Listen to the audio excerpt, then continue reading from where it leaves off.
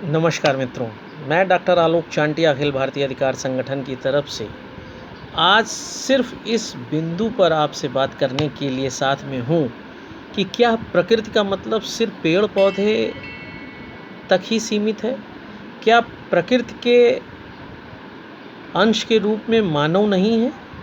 क्या कभी आपने यह सोच कर नहीं देखा कि प्रकृति ने जिन पेड़ पौधों को स्थिर करके रखा है उसी के सापेक्ष कुछ ऐसे भी तत्वों का निर्माण किया है जो गतिशील हैं, और प्रकृति के उसी गतिशील हिस्से को आप मानव पशु पक्षी कहते हैं।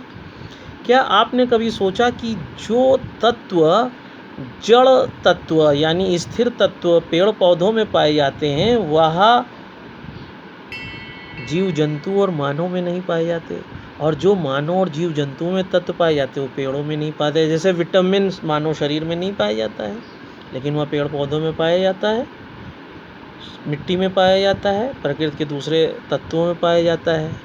इसलिए मानव न जाने क्यों आज तक यह नहीं मान पाया कि चाहे मनुष्य हो या पेड़ पौधे हों, चाहे मनुष्य हो या पशु पक्षी हों, सभी समानुपात में जब होते हैं तो प्रकृति अपनी संपूर्णता में होती है।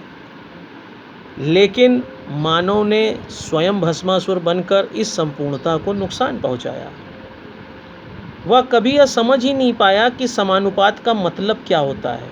अंकगणितीय सिद्धांत में समानुपात उसने पढ़ा, लेकिन स्वयं के जीवन के लिए समानुपात का मतलब वह भूल गया। पेड़ पौधे का क्या महत्व है, जीव जंतुओं का क्या महत्व है, इन सब को भूलकर मानव ने जिस तरीके के विषम अनुपात को प्रकृति में स्थापित किया उससे पृथ्वी विषम परिस्थितियों का शिकार हो गई। और एक स्थिति ऐसी आई कि जितने पेड़ पौधे गतिशील जीव जंतु और मानव के सापेक्ष होने चाहिए थे वह नहीं रह गए।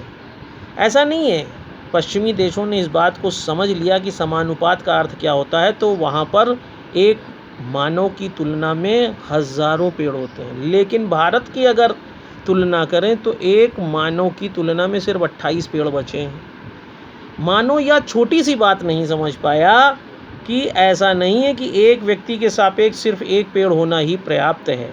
यदि जीवन की सुगमता और सरलता चाहिए, एक गतिशीलता चाहिए, वायु का स्वच्छ प्रवाह चाहिए, पानी की शीतलता चाहिए, ऑक्सीजन चाहिए, मिट्टियों का कटाव कम चाहिए, तो फिर प्रकृति के वो सारे अवयवों में महत्वपूर्ण अवयव के रूप में प्रकृति का पेड़ पौधा हमसे ज़्यादा अनुपात में होना चाहिए, समानुपात में नहीं, हमसे ज़्यादा अनुपात में होना चाहिए। और इसी अनुपात के प्रति संवेदनशील बनाने के लिए आज 30 अगस्त 2020 को प्रकृति वंदन कार्यक्रम का आयोजन किया गया भारत में। और प्रकृति की वंदना करने का तात्पर्य सिर्फ ये है कि हम प्रकृति में यह समझ सकें कि हम प्रकृति के चलायमान अंश हैं, और हमसे यह अपेक्षा की गई है कि जो स्थिर है, जो पेड़ पौधा, जो पहाड़, उन सभी को हम सुरक्षित रखेंगे, क्योंकि हम चलायमान हैं, हम गतिशील हैं, हम सोच सकते हैं, हमारे अंदर प्रवाह है।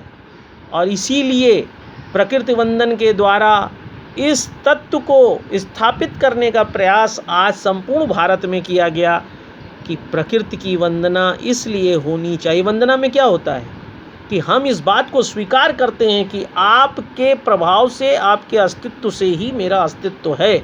और आज इसी की आवश्यकता है कि आप इस बात को जल्दी से स्वीकार कर लें कि पेड़ पौधों और प्रकृति के दूसरे अवयवों के कारण ही हमारा अस्तित्व है। आप जितनी जल्दी इसको स्वीकार करेंगे प्रकृति में आप उतना ज़्यादा रह सकेंगे, और इसी वंदना का नाम प्रकृति वंदन है।